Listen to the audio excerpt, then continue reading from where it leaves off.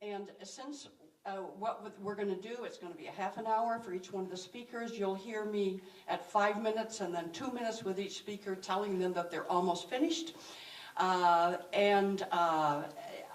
going to let them introduce themselves just to save time. We're going to start with Dr. Ron Bishop, and then we have Kelly Branigan, and then Chip Northrup. So Dr. Bishop?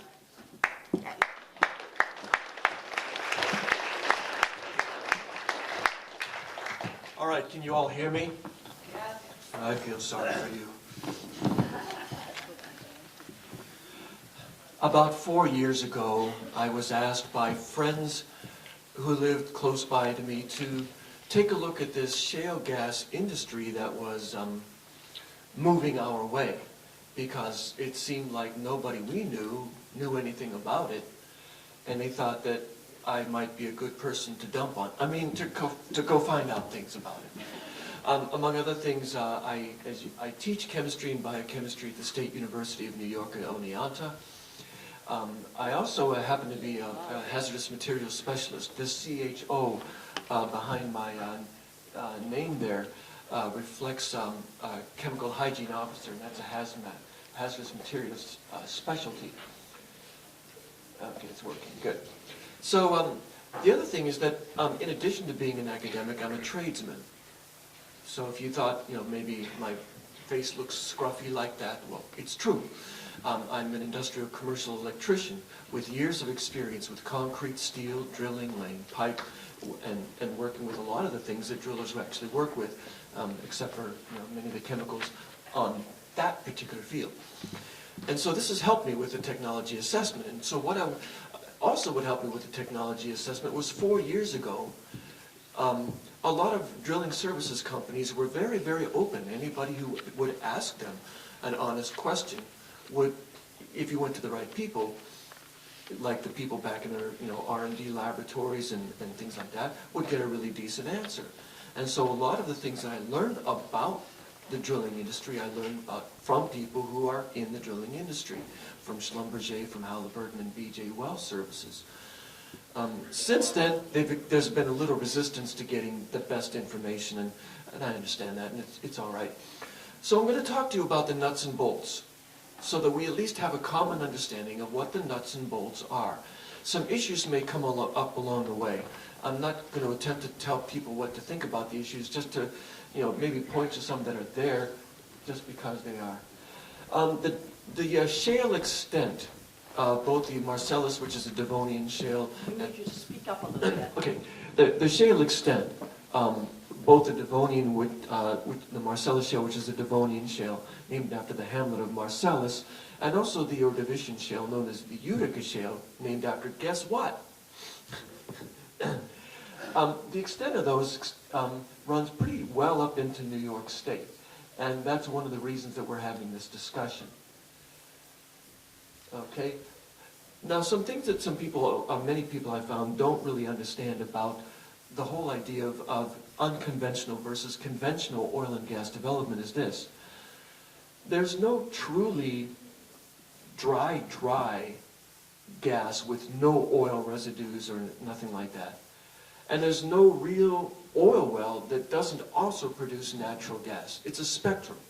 And so this slide I borrowed shamelessly from the U.S. Geological Survey shows on this corner over here a conventional deposit of petroleum that have broken away from what we consider the source rocks, the shales, because almost all these petroleums started in shales somewhere. And the conventional deposits broke away from them and made their way up through fissures and different things until they hit a capping rock structure, typically another shale. And so what we show in this photograph, in this mock-up cartoon here, is the bottom layer of this mess would be brine. Lying over that would be oil, and over that would be natural gas, because one floats on the other, which floats on the other.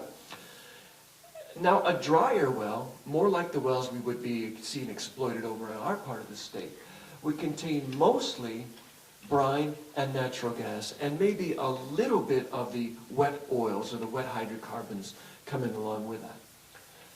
Meanwhile, these conventional deposits have been mostly tapped out, and so to get more, to get more of the petroleum, what they have to do is they have to go to the source rock, the reservoir rock, the shales. And the problem is the gases and the oils don't really want to come out of there. Okay, developing a conventional well is a little like the project of opening a juice box and sticking in a sippy straw while you're squeezing it. It comes right up at you. Not true of the shale projects, and that's a big part of what makes the projects so difficult. And my slide advancer, oh, there you go. Now, one of the things we have to do in order to exploit shale gases in an economical way is we've got to not run just a vertical shaft down to the shale and then crack up whatever's right around that narrow slice of shale. What we need really to do is we need to go down to the shale and then run horizontally along with the shale and keep our well bore inside that target formation for a long way. Now the shale doesn't give up its oil very easily, so wherever you're going to try to get oil and gas from it, you're going to have to crack it up. And they do this by the process known as hydraulic fracturing. So I want to make it clear that I don't use the word fracking or hydraulic fracturing unless I'm actually talking about this step of breaking up the rock. But there are lots and lots of people in this country and across the world who use the word hydrofracking or fracking as emblematic as the entire exploration, production, and transmission process. So long as you know which of those you're talking about, you can talk intelligently about this shale gas industry and the developments. Typically, I'll reserve my use of fracking to the actual step of cracking the rock. But I'm not going to put down people who use it in the broader sense. There's no point to that.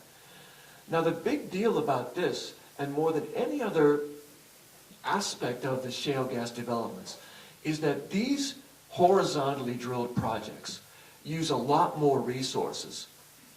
Resources both of human intelligence, of monitoring equipment that's required, and also a lot more concrete, a lot more steel pipe, and an awful lot more water than one of these traditional type shale wells or whatever, more conventional type wells.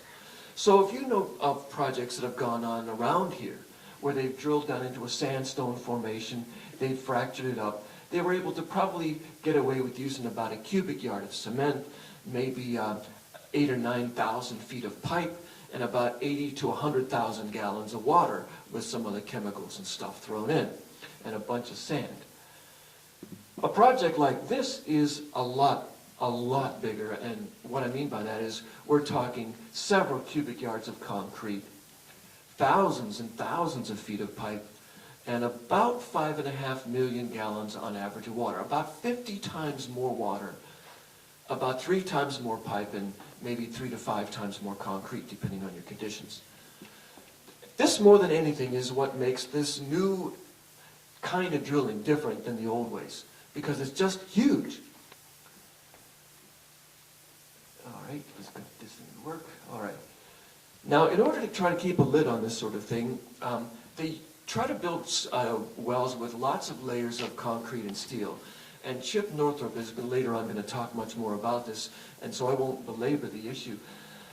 What this particular picture, which I borrowed from our former DEC Commissioner Pete Grandis, shows is a bunch of layers of steel shown in your red lines, concrete shown in your yellow lines there, and the production pipe coming right down the middle. And this is only of a vertical well.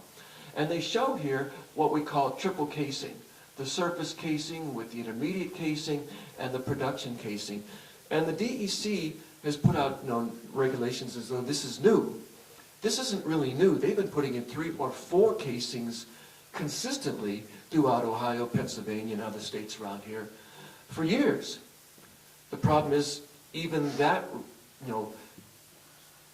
radical response to trying to keep, all of the gas inside and all of the other, corruption inside the project area is not always effective, not as effective as everyone would like it to be. And in fact, many of the wells we know have leaked in Dimmick and in Clearfield, Pennsylvania, and Hickory and other places like that are quadruple cased, and yet it's not good enough yet. enough of that. I'll let Chip take the rest away when he speaks with you later. Another facet that is a little new to this industry is the ability, in fact, the need to put more than one well project on a single well pad.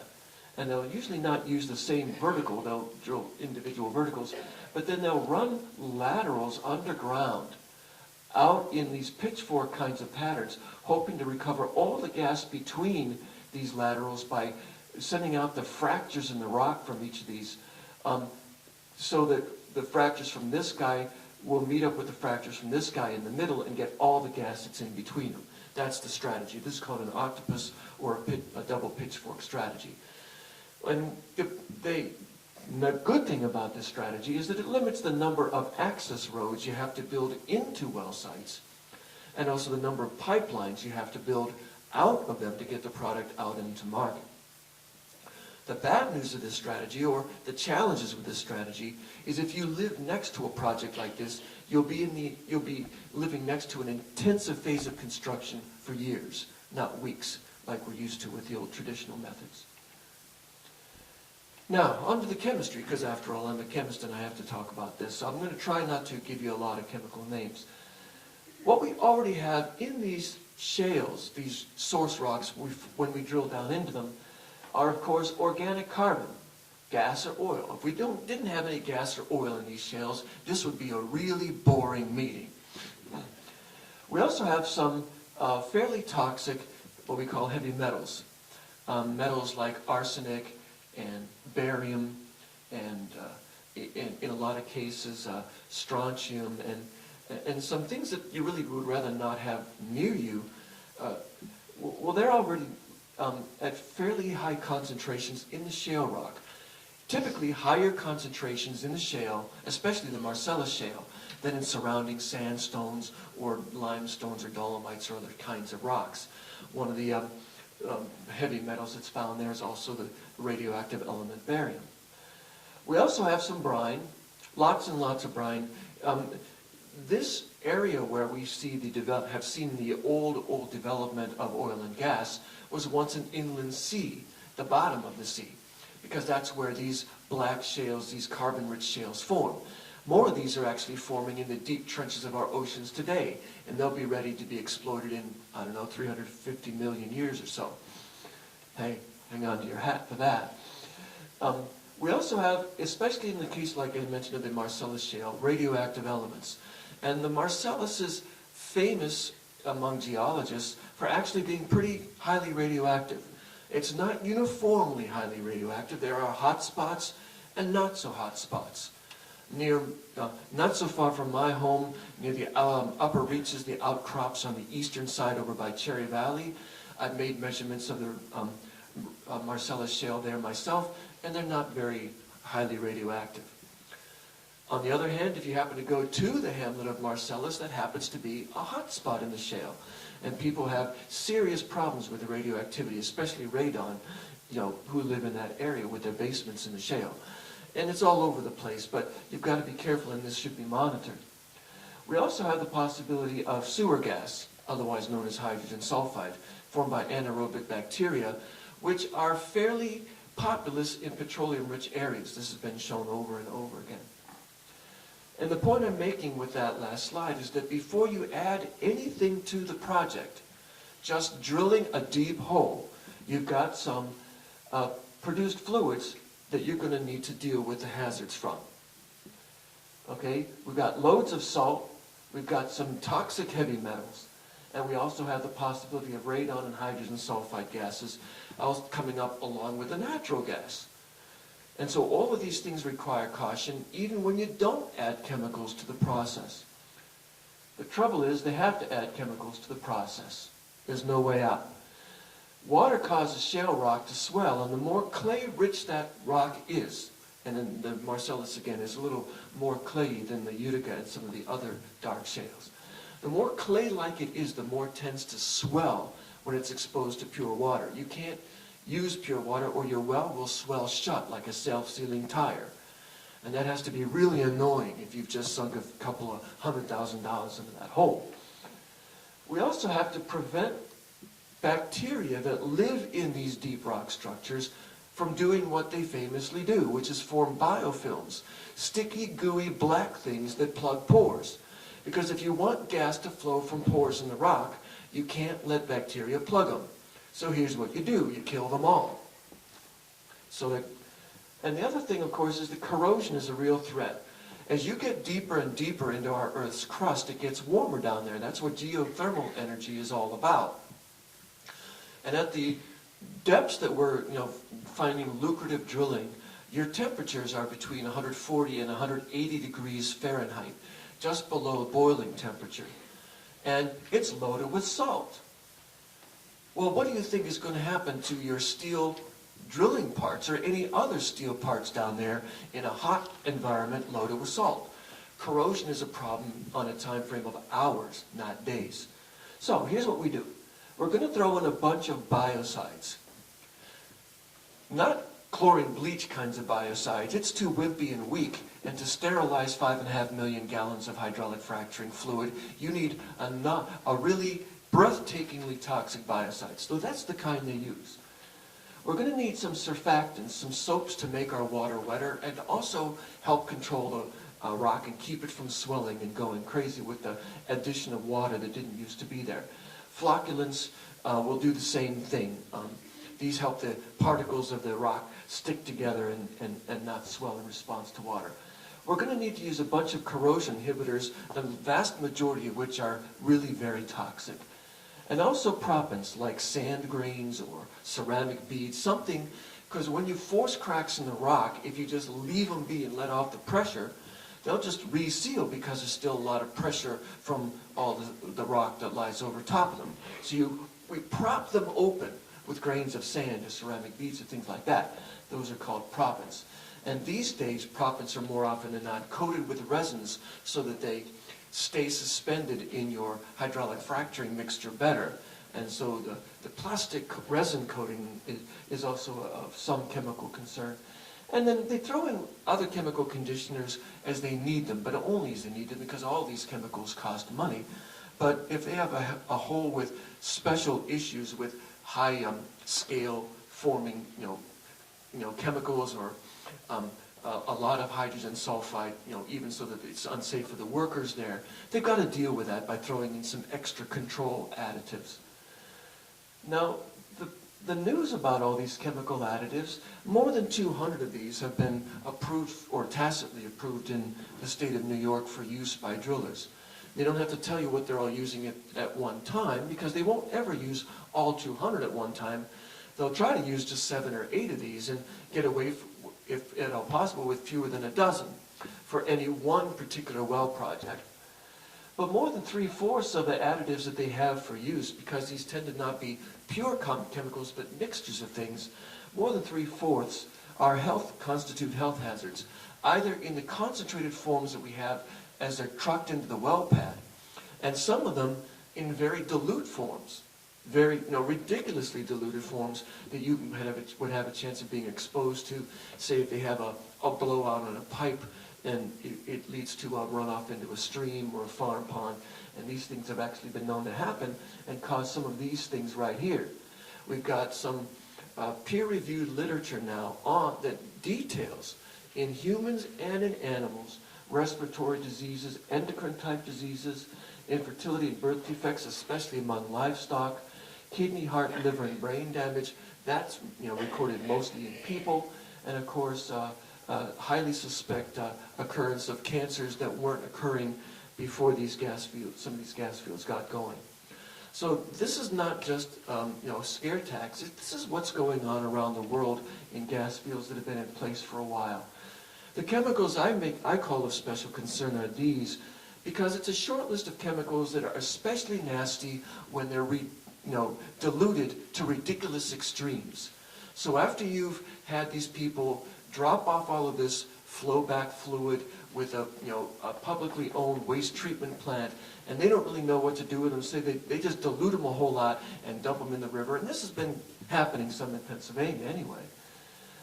These wind up getting diluted but still released, and they continue to be health hazards in really tiny concentrations, and that's the problem with these, the bad news bears, except for this one. This one, acrylonitrile, isn't so highly toxic at terribly low concentrations, but because they're using it so much now to coat sand, and there's so much sand going into propping open the cracks, and so much of this acrylonitrile getting loose into streams, that it doesn't matter that it's not that dangerous at tiny concentrations, because we're finding it at pretty high concentrations in streams surrounding gas fields. Sad to say.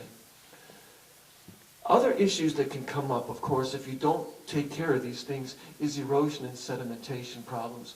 The sedimentation from one well pad and access road has been estimated at 8 tons per year. That's for every individual lateral that's run off that gas well pad.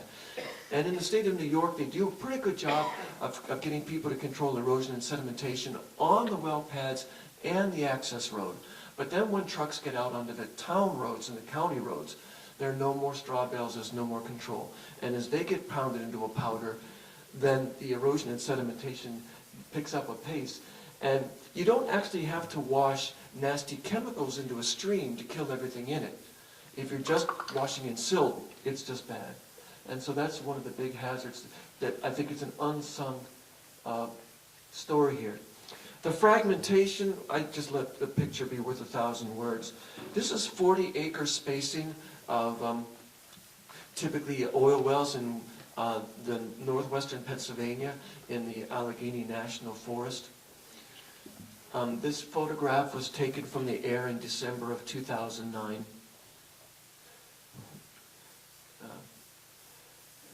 And the biological issues are that it's typical now to do the top hole drilling. Well, the very top hole, like the first 1,000 feet, these days is usually actually drilled by a water well driller locally. That's the good news, because our local water well drillers have to be licensed in the state of New York, unlike gas well drillers who don't have to be licensed at all. But typically with the top hole drilling, they're going to try to drill that with compressed air, or at most air and a foaming agent, and not using any biocides, because biofilms aren't generally a problem until you get down below 1,000 feet. What this is achieved in some instances, and now top hole drilling on air alone is prohibited in Colorado and Wyoming for this reason. They've actually pulled up some of the microbes from the deeper rock structures, brought them up into the drinking water aquifers before they can case and seal the well, and contaminated aquifers not with chemicals, but with bacteria, which typically form sewer gas. And so people who didn't before then have problems with a rotten egg smell in their water suddenly come up with it, which is just annoying. In some cases dangerous, but mostly just annoying. This is the bacteria that does that, one of the bacteria that does that. And if you can say disulfovibrio desulfuricans 5 times fast, well, I don't have any money, but I'll find out an award I can give you. All right, we're almost there. You've heard about the story with the trucks, and it's approximately true wherever we've seen gas drilling taking off, especially in now the advanced wave of development. Typically after well sites have been being developed and they know where the hot spots are for good drilling as opposed to dry hole drilling, you're going to see a lot of trucks in, at least 1,000 truck trips per well lateral. Once a gas field has been in place for about 3 years, they tend to do more recycling of water and more piping of water where it needs to go. But while they're in the exploratory phase, there's not much of that recycling and piping that can happen because they don't know where they're going with it yet.